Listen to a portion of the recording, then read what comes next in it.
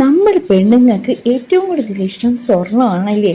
അപ്പം 916ൻ്റെ ഒരു golden face പാക്കും കൂടെ നമ്മൾ ചെയ്താൽ എങ്ങനെ ഇരിക്കും? ആ, അതുപോലെ ഇരിക്കും. അതിന് വേണ്ടിതാ ഞാൻ പൊടിച്ചു വെച്ച ഒരു കറുത്ത മഞ്ഞളും അതിൻ്റെ കൂടെ നമ്മൾ അലുവേര എന്ന് പറയുമ്പോൾ നമ്മൾ വീട്ടിലുണ്ടാവുന്നത് എടുക്കാം, നമ്മൾ ഷോപ്പിൽ നിന്ന് വാങ്ങിക്കുന്ന എടുക്കാം. വേറെ 1/2 സ്പൂൺ മാത്രമേ ഞാൻ ഈ കടലമാവിൽ നിന്ന് എടുത്തിട്ടുള്ളൂ.